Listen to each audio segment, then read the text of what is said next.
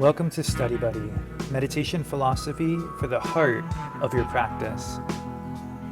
This is a live online discussion of ancient yogic texts amongst meditation practitioners in the Shambhavananda yoga tradition. My name is Acharya Satyam, resident teacher at Konalani Yoga Ashram in Hawaii, and I welcome you with love and respect. Okay, so we've got a unique class for tonight. I'm going to introduce a little bit of the philosophical underpinnings of Bhakti Yoga, and I look forward to doing that more as we explore this new format of the class, where we're going to do a little bit of philosophy, and then we're going to actually do some yoga together. Vaya's going to guide us, and then Shavasana, right? All right, let's hear it for Shavasana coming up, and then meditation. So we see it as really a way to sort of a restorative experience, not literally restorative yoga, but a restorative experience for all of us to just take time to be together as a sangha, to move and to breathe and to be together in sort of a unique way. Babaji thought it was a good idea for us, to work on that together. So I wanted to start with a quote from Babaji, and it's a little bit of a longer quote, so I'm going to need some help reading it. Omkari, are you available to read this quote for us? Thanks. Think of the breath as a vehicle rather than a jackhammer. Often students use the breath too strongly.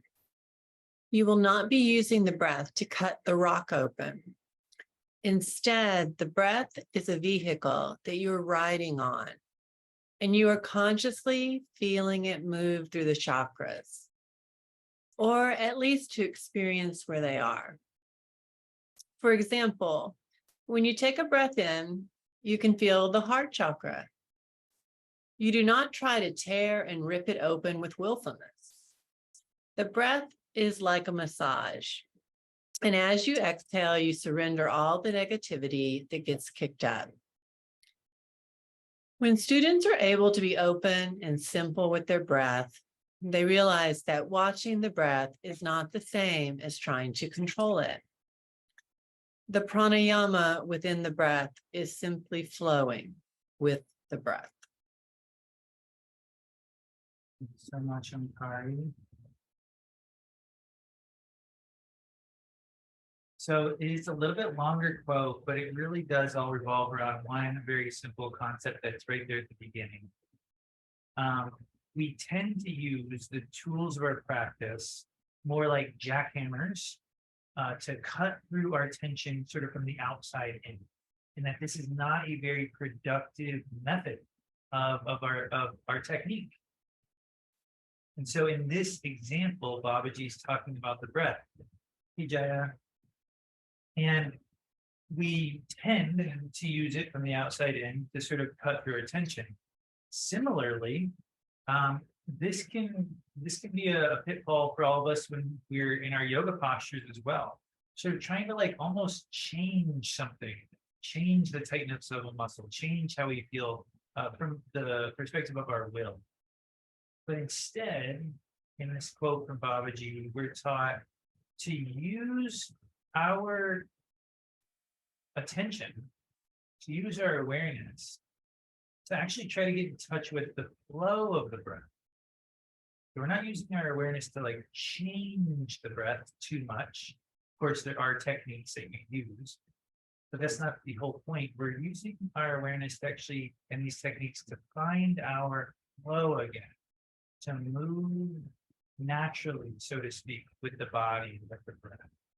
And then the tensions naturally fall away, right? Revealing a state inside of you that is pure being, pure consciousness, and pure bliss that's radiating there all the time. As Anji commented last week in her presentation, it can be very difficult to go right from a very challenging day straight into your meditation. Maybe you're sick, maybe it's just really hard at work, maybe your physical body isn't great. And it can almost feel like you're trying to like climb up a 10-foot wall. It just sliding down, and it just doesn't feel productive. And as we talked about last week, and we're going to work with today, you don't have to just climb up a flat 10-foot wall. The yogic tradition has placed 10 one-foot steps right next to that wall that you can literally walk up almost effortlessly. Everywhere we look in the yogic tradition, we see a step by step by step approach. Now, the upayas have the Anava Upaya, that's the step to the Shakti Upaya, which is the step to the Shambhava Upaya. The koshas have the physical kosha, then the pranic kosha, and the heart and the mind kosha, these layers that take us in. Patanjali's 8 limbs, have yoga asana, pranayama, working with the senses, working with the mind. It just step by steps takes us to our destination.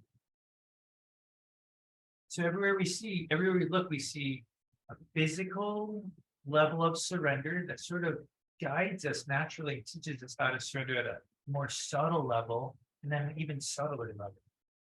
And so step by step is how we actually arrive.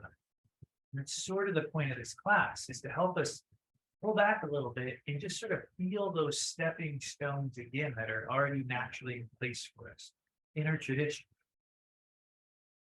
So similar to pranayama, yoga shapes us, right?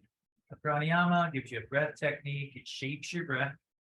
Yoga, you've got asana, it shapes your body, right? But the techniques or the shapes aren't the goal. We know that. We say that, we hear that, we say that to each other. But we even heard it in the Vijnana Vairava, where Shiva was saying, techniques are not the goal. Techniques are just the flame to cook, to warm your kettle. Like they are the thing you use to generate inner awareness. Don't stop at the technique.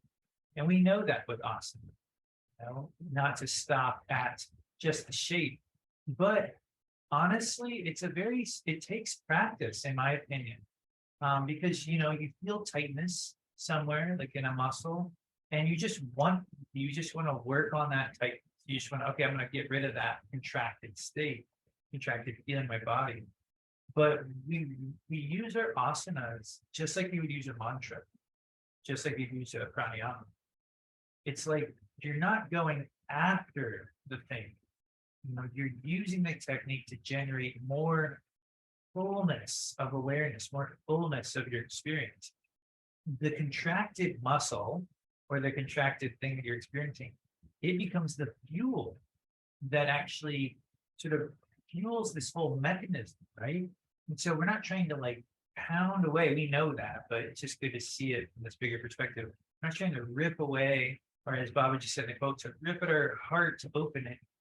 Trying to just get in the flow, to use the breath to allow the heart to open naturally. And so that's why it pays to have a teacher, when Abaya is, when I wear Abaya's class each week, or tonight, you can really, if you're listening to the cues, you'll see they all revolve around this concept in sort of a specific way, guiding us to work with our bodies with surrender.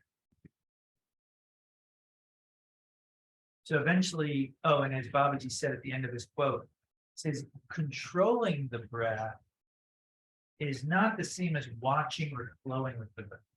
So that again is just a callback to how we can work with our bodies in asana practice. Controlling the body is not really the same thing that we're going for that provides this deeper experience of surrender within the body. Learning to flow with the body, learning to watch and work with the body, that sort of takes us down this path. And so the experience of surrender, we seek in our postures, is available to us. And Patanjali actually put it pretty clearly. He said it should feel like effortless effort. And then another one that I really love that he said is perseverance without tension. And if we practice in this way, which does require practice, Patanjali says it takes us beyond the dualities of physical existence, and it actually helps us experience the infinite and guides us naturally to the breath, to stilling the mind, to opening the heart. And so with that, we're gonna move into our asana practice and just let yourself explore it, possibly with a new perspective informed by whether just the context of this class, this time that you set aside to meditate every week as a sangha, and letting that inform how you move and see how it works for you tonight. Any comments or questions before we get started? Hi, everybody. Welcome. There will be a little bit of transition here as Satyam adjusts and the camera and all of that. So I know you can't see what's happening around me. Some things that may be useful as we explore the practice of yoga without doership are a blanket underneath you. In a moment, you'll see I have a blanket spread out over my yoga mat. And I love this because you can't push too hard in a pose when you have that more slippery surface of a blanket. The yoga mat is grippy and it can kind of allow you to traction and tension, but the yoga blanket doesn't allow for that. An additional blanket might be handy for your knees when we're in tabletop. So if you know that your joints appreciate that, or actually let's all do it if we have an additional blanket, because it's just nice to take care of our joints, even if they're not yelling at you, they'll appreciate it. And finally, I don't even know if we'll make it to standing, but in case we do, as we practice without any doership, it will be nice to have a chair. And if you have a strap, it could be fun for our Shavasana, but it's not essential. So take your time, 2 blankets, chair, strap, or whatever you've got is just fine. And then once you're prepared, we will be beginning reclined if your body is able. And so you can just turn to the right and eventually melt down to your surface. Take your time. Let this be a part of the process. And when you find your way to whatever your relaxed position is, close the eyes if it feels comfortable for you. And start to scan the body. It's possible to be here without any effort, but it might take a little bit of time. You might notice some gripping somewhere in the body or in the mind or in the breath. And see if you can relax and soften and be here completely effortlessly, or be in whatever your position is.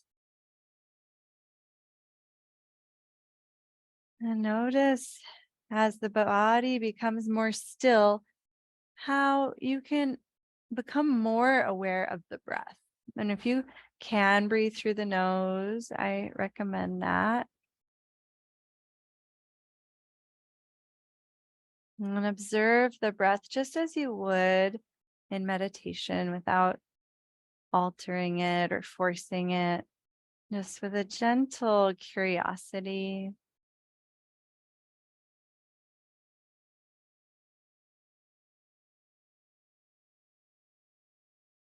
And we'll just take a few breaths to let everything in our body release as is possible in this moment.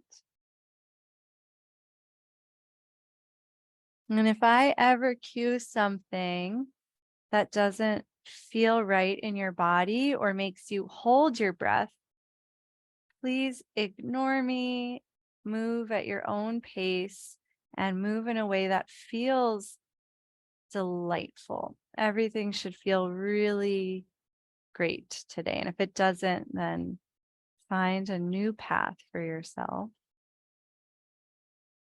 And before we begin moving, just visualize yourself moving a little bit.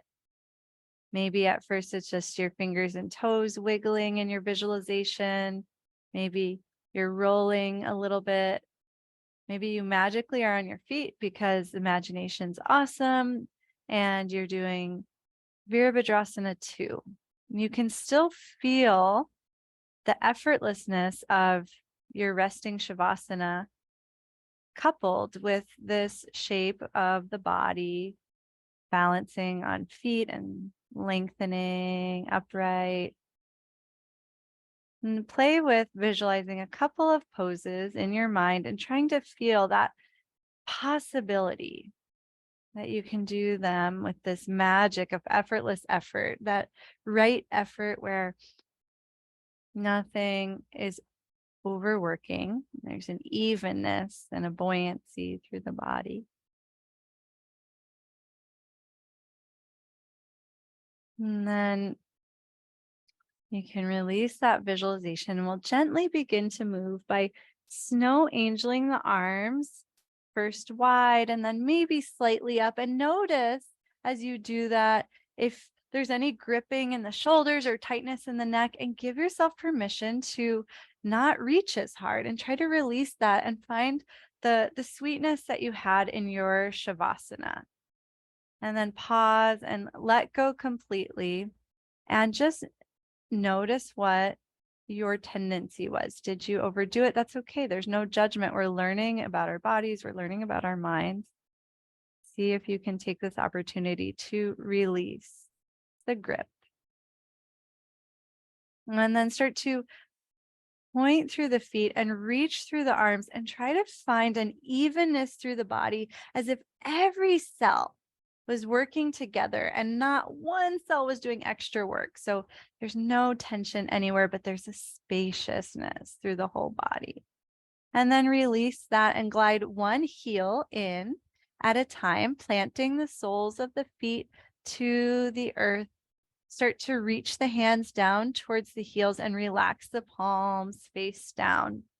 Imagine jumping with the feet. Take a couple of jumps to bounce the feet and let them land so that they start to position themselves naturally and you don't really have to think about where they're going. And the next time they land, pause there, bring the hands to the pelvis and ever so gently and very, very slowly start to rock the pelvis forward and back.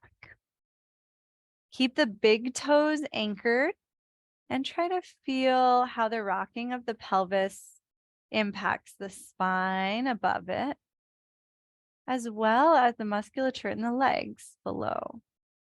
You don't have to change anything as long as this feels comfortable, but try to observe the whole body.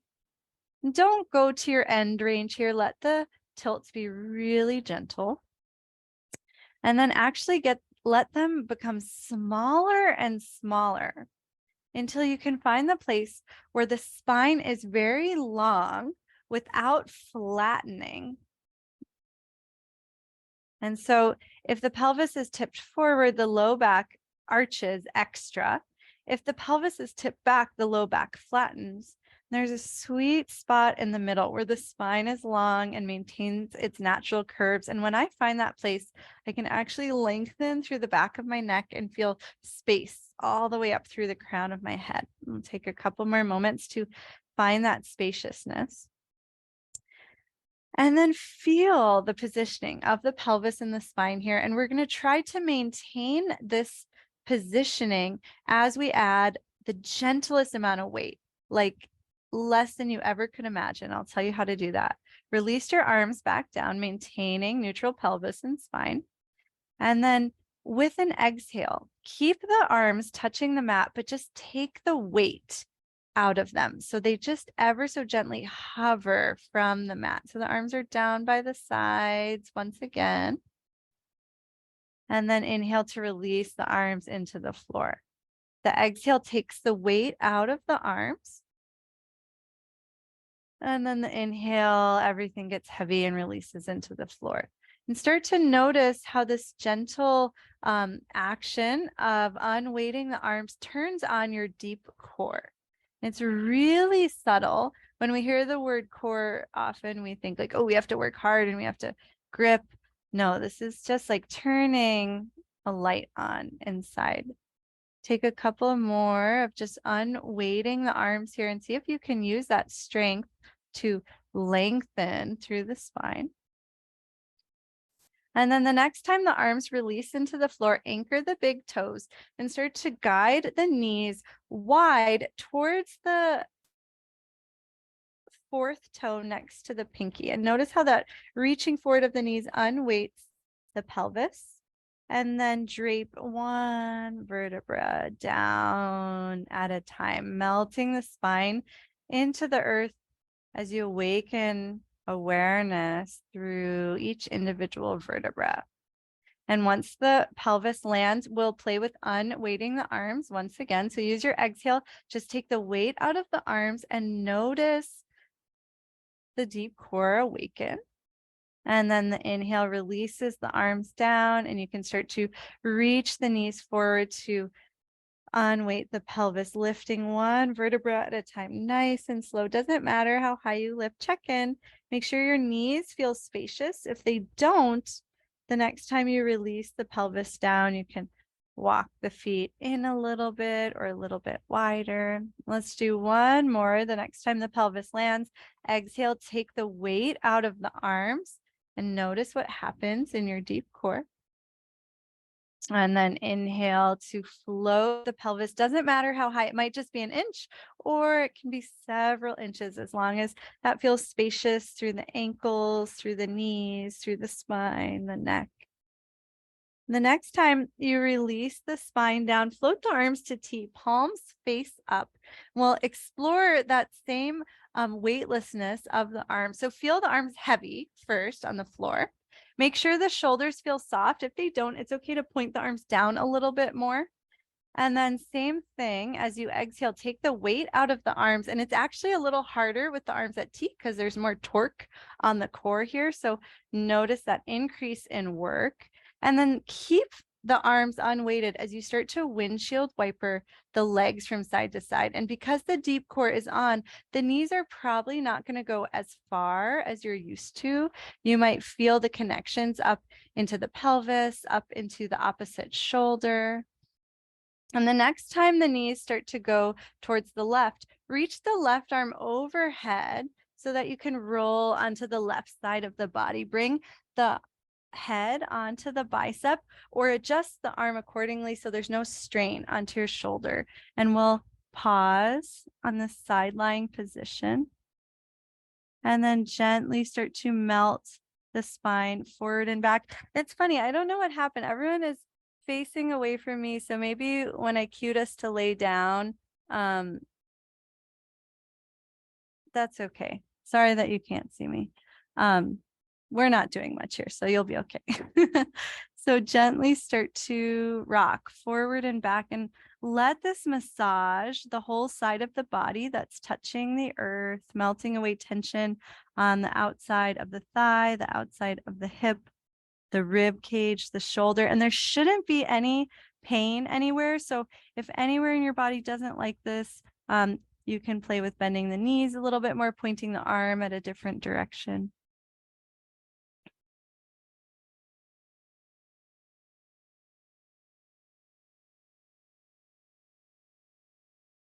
And gently start to push into the front hand, glide the back hand in so you can paw yourself up into a Bharadvajasana side saddle position. If this isn't comfortable for the legs and pelvis, feel free to grab your blanket and prop your hip up. And just make sure you can relax. My head is about to be cut off. Adjust the legs to any angle that feels comfortable. And then just like we did from reclined, play with the pelvis here, rocking the pelvis forward a little bit, rocking the pelvis back until you can find that place that I was describing before, where the spine is long, it's not flat, but it's not overarched. And for me, when I find that place, there is a little bit of the gentlest amount of work to support and maintain that neutral. Once you've found that, we'll load it with the arms. So use an exhale to float the arms effortlessly to the horizon and notice any subtle feeling of brightness in the deep core. Let's try this a couple of times. Inhale, release the arms down, and less is more. You only want to go to the horizon. Exhale. Once you get above the horizon, the deep core actually starts to turn off. Take a couple of pulses. You might even want to close the eyes here. Oh, nice. Everyone's moving so gracefully. Yeah, see what wakes up. I know the mind is like, I'm not doing anything, but what do you feel on the inside? Ignore the mind. Then try to feel, try to become present. This very gentle movement in different poses has made me feel so strong and supported, and try to discover what's available for you. The next time the arms float to the horizon, pause there. You can stay there, or you can start to explore a side bend in Bharadvajasana by bringing the right hand to the knee, letting the left side of the body open without losing that brightness. And I find that I usually don't go quite as far, but I feel very spacious. If you feel that spaciousness, breathe into it. Imagine the cells just dissolving, the edges of the skin dissolving, and your inner self radiating out in all directions. And then gently float back up, kick the legs forward. If you're on your blanket, you can move it out of the way. Tuck your legs in the other way, and we're actually going to make our way back onto our back. And this is a really glorious moment, so don't miss it. Enjoy it by just starting to melt down towards the floor.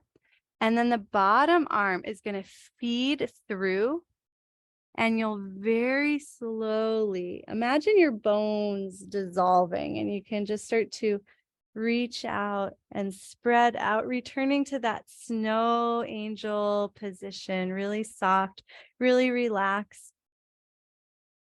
And then rest for a moment. And just like we did at the very beginning, try to release any tension in the body. Close the mouth, let the breath be natural. Perhaps you're able to feel the heart beating as you tune into your inner landscape.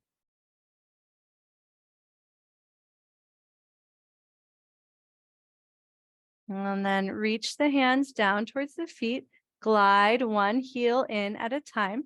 Take a moment to find your neutral pelvis. If you need to put your fingers on the pelvis to do that, you're welcome to. And then replace the hands at the floor. Take a couple of breaths to feel neutral pelvis and spine, and then start to anchor the big toes, reach the knees wide. That helps turn on a spiral of strength up from the big toe all the way to the outer hip. And this time, as we release down, imagine the sacrum like a leaf floating on a gust of wind. Let it gently sway from side to side, as long as that feels okay on your knees, and let the sacrum eventually sway all the way down to the earth. And enjoy that moment of stillness when the sacrum lands. Make any adjustments with the feet and the arms so you can be here for a moment, relaxing completely. Let the feet walk a little wider, knock the knees in. It's a little easier to relax in that position, and just be content in your skin. Then notice if your awareness can start to sink beneath the surface towards the core of the heart.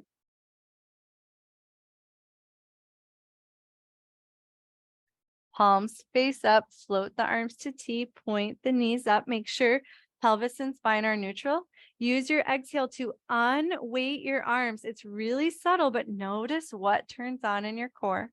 And then release the arms. Do this a couple of times on your own. And as that deep strength awakens, see if you can use it to create more space between each vertebra, not with any tension, but it almost naturally happens as you allow it to. The next time the arms unweight, start to windshield wiper the legs. And again, notice how the deep core integrates the legs into the torso. So there's a sense of support, a sense of connection up from the thigh into the hip socket, into the abdominals, into the diaphragm and the opposite shoulder. And the next time the knees gosh, now we're all on different sides. We're going to be doing a side bend on the second side. For me, mirroring, my knees are coming to the right and the right arm is sliding above the head. So if that's your second side, great. If it's not, come to your second side. And then slowly start to melt the body forward and back. And please adjust so you feel supported and there's no tension in your shoulder, no tension in the hips and legs. Move even slower and try to feel that gentle shifting of the weight towards the front edge of the body into the back, and open up to the possibility that you can release all of your tension in this moment. Any physical tension, the sideline of the body supports us with every step we take. So there might be some spots of tension. And if you're able to release that physical tension, imagine you could release an energetic block. Something you've been carrying around all day, maybe all week.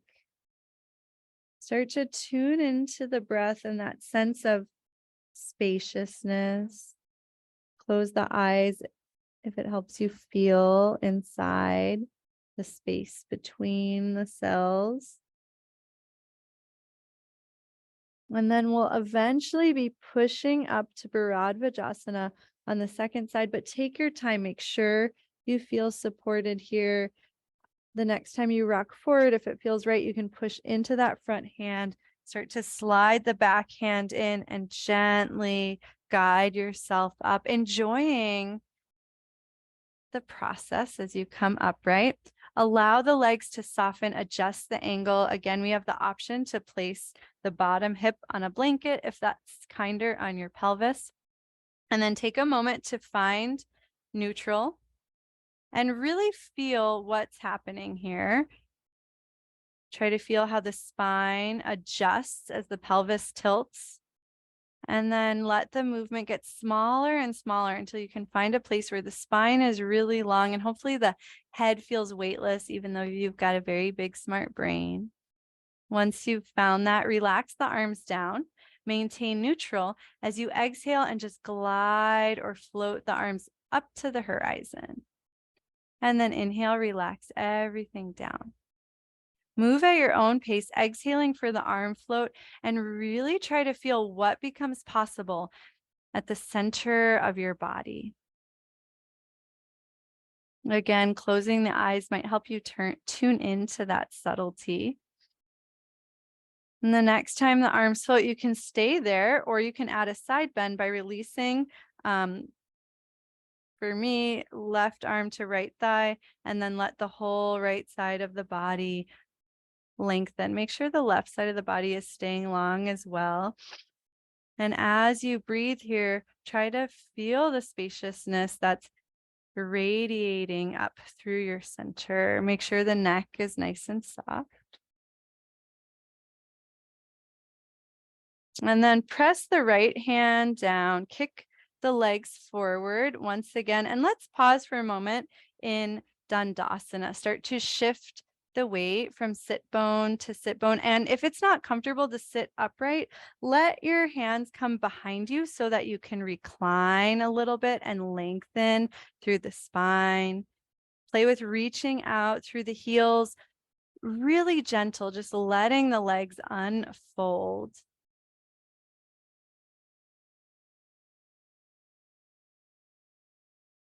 And then if the body is craving it, you can allow your posture to become more upright, but make sure that's coming from a craving and not a forcing. Try moving a little bit slower here. Feel the weight shifting from one sit bone to the other. And if it feels right, you can start to add a little sway. Make sure the length is coming from the side body and the arm is just floating naturally. So there's no tension in the top of the shoulder.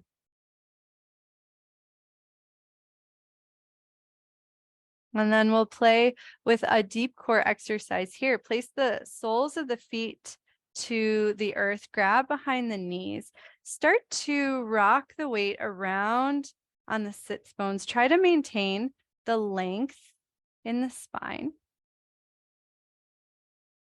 And then using your exhale, play with floating one arm, and notice if you can feel that brightness that we've been cultivating in our different poses. Try the other arm.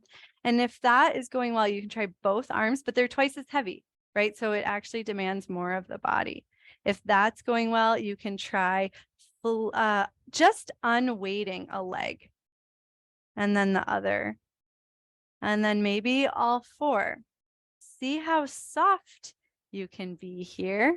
You don't want to feel a lot in the hip flexors. So try exploring rocking to the side a little bit, rocking back, and be really gentle. Can lengthen the legs. And then bring the hands behind you, anchor the feet, and start to press down into the hands and the feet. Let the front of the body open. Make sure the wrists feel comfortable. The hands can point at any direction that feels supportive. Take a couple of breaths here and let the heart open for a moment. And then roll the knees over to the side and tuck them in for tabletop. If your blanket is nearby, you can place the knees on the blanket.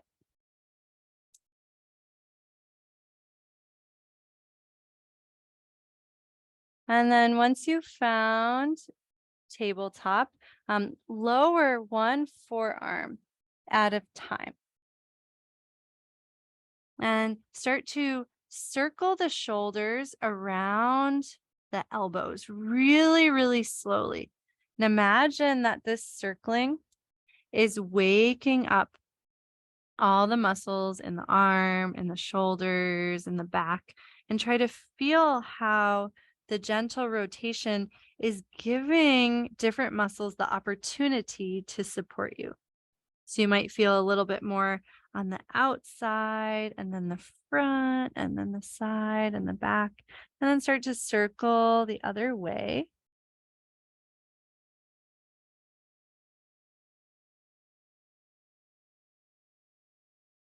And then let the hips melt to the heels. If that's comfortable, we're going to take a moment of stillness. So if Bhaktasana isn't comfortable, I recommend cat pose instead.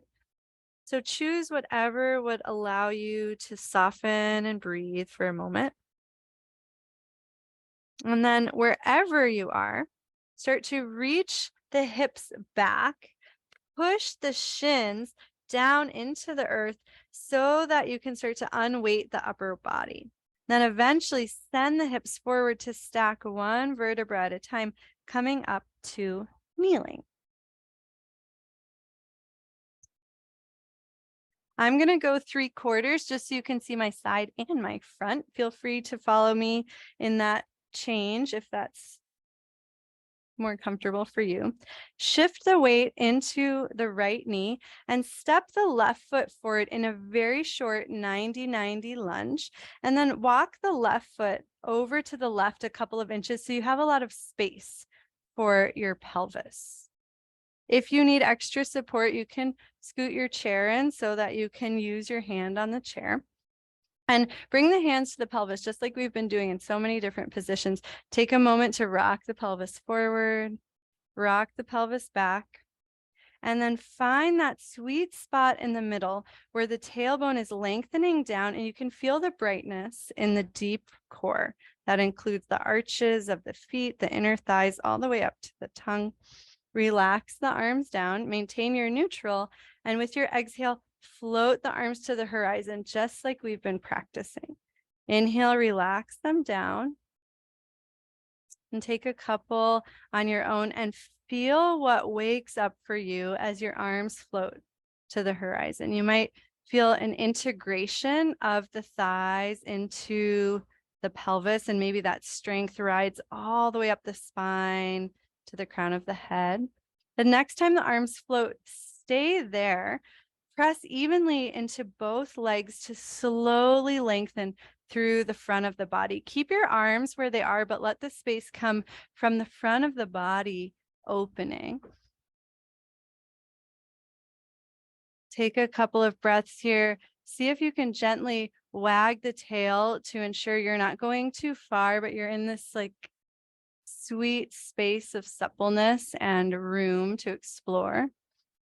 And then come to center, release the hands down, and we'll switch sides. So left knee comes in, right leg steps forward and over to the right. Take a moment to find your neutral pelvis. And then once you've found that, you can begin to add in the arms, exhaling to float. And now that the second side is more familiar, start to feel what is possible with the arm float. Notice what brightens in the whole body with that effortless movement of the arms. And basically, each time we float the arms, it almost wants to tip the body off balance. And so our deep core awakens so that we don't fall forward, right? And so that's why we're able to use this to awaken these deep muscles without any doership. The next time the arms float, pause there. You can stay right there. Or if you want to play with spinal extension, press evenly into both feet. Slowly let the front of the body lengthen. Push a little extra into the left knee and see if you can feel the length coming from the left thigh, the left hip. It's like the back is barely doing anything. Take a couple of breaths if it feels good. Make sure there's no gripping. Try to press evenly into both feet so the legs are working together.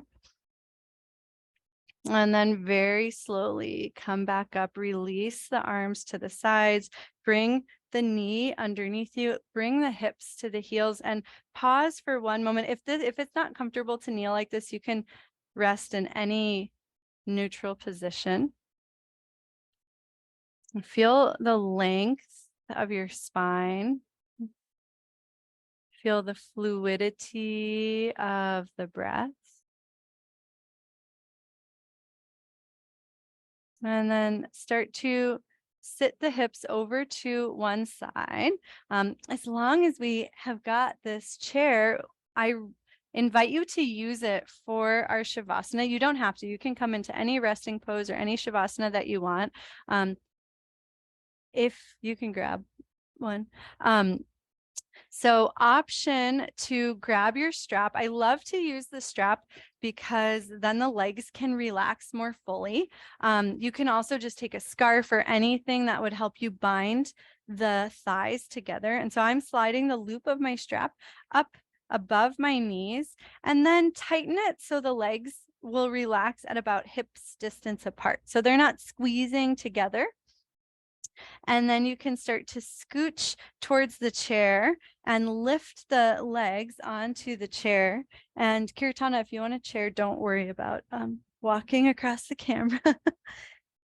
And then start to recline. I have a cushion on the chair. You definitely want to make sure there's some kind of nice feeling underneath the calves. So if you need to grab your second blanket or another pillow or something.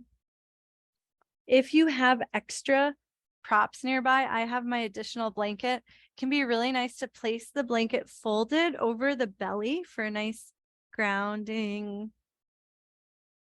And then take a moment to find your neutral pelvis that you've been working for.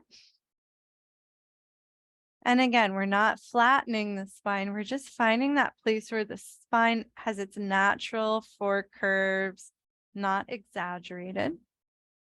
The hands can rest on the belly or they can rest out to the sides. Just make sure that all the joints feel supported.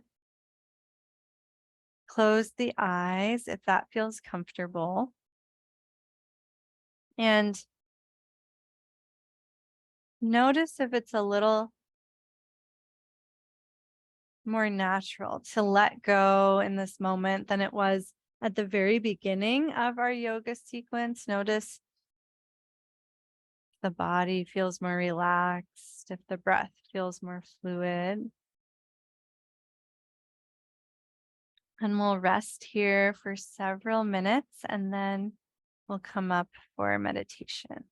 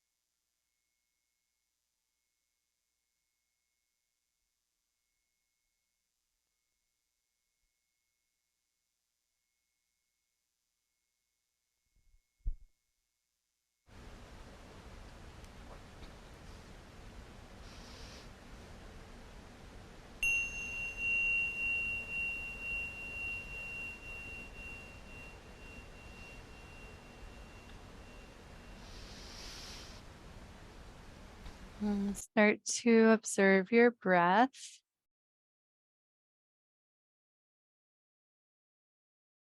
Observe your whole body and try to feel any sense of spaciousness, freedom.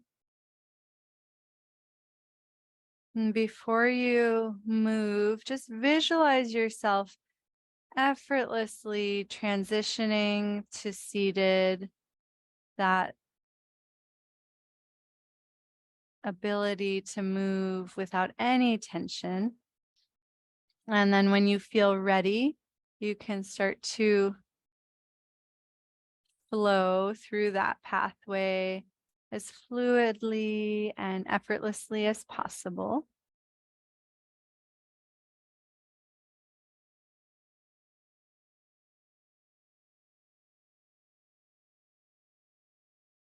Eventually, can make your way to seated and grab everything you need to be as supported and comfortable as possible. A chair, any props. And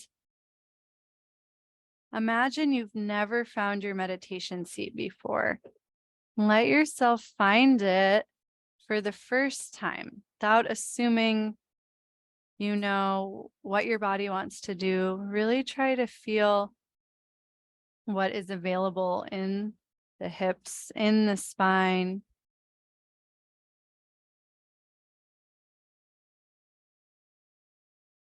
And just notice, you don't have to change anything at this point, but notice the orientation of your pelvis and spine. And perhaps there's a little more natural brightness after the work that we've done. You can make any adjustments, not from the mind, but from the craving of the body to be as supported as possible. And then let yourself be still. You can find a single gaze point or close the eyes and notice what it feels like to be upright. Notice any sense of lightness or spaciousness that you've revealed with your awareness over the past almost hour.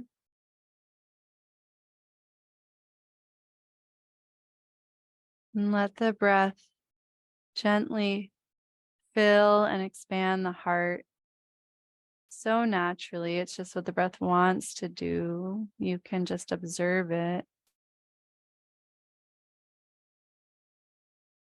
And then as the breath leaves the body, see if you can sink in to the center point of the heart,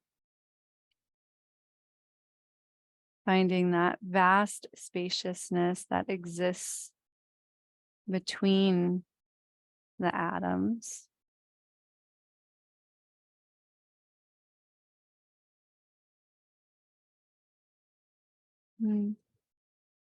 Notice if you can completely let the physical body go. It's taken care of. It's awake and supporting you. You don't have to do anything. It's just doing its thing with zero energy. And all of that remaining energy can go into your heart.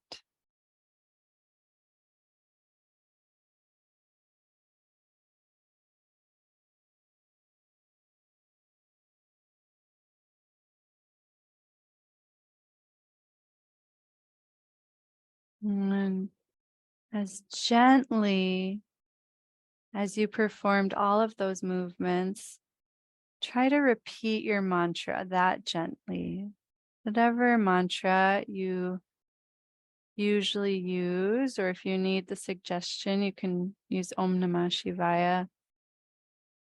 And just assume that you often use too much effort with the mantra and see if you can let the mantra be so fluid and natural and light, just like your physical practice.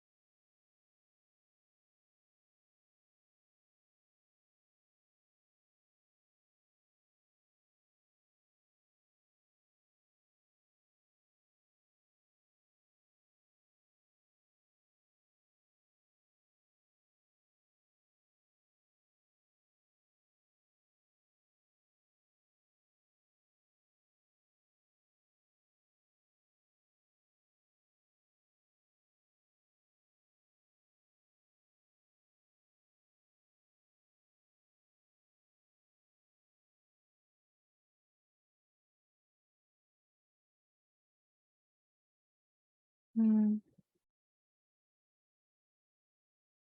If you do notice any distractions, see if you can bring your focus back to the heart by relaxing, by ungripping any of those physical, mental, or energetic tensions.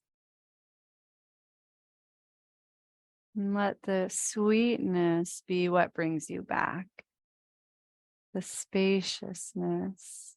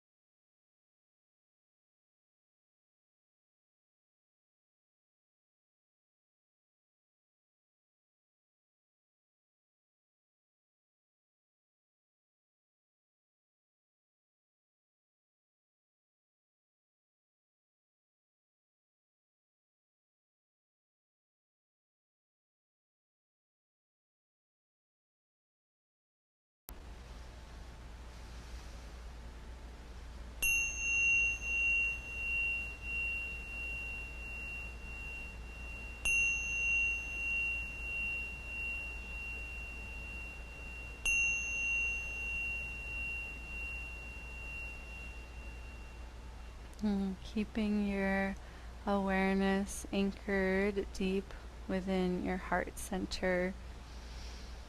You can gently open the eyes and start to take in the space around you. And let both of those worlds merge by bringing the hands together at the heart and feeling connected inside as well as to the world around you. And thank you so much for practicing. Namaste. So wonderful to practice as a Sangha. I think the plan is to do this kind of class once a month. And I'll just say what I learned from this class is I wish we had way more time for Shavasana and meditation. I'm used to teaching 90-minute classes, so my goal in the future will to have more of that spaciousness at the end to get into our bliss bodies. So hope to see you next time. If you have any questions, I'm happy to stick around. Otherwise, have an amazing rest of your evening.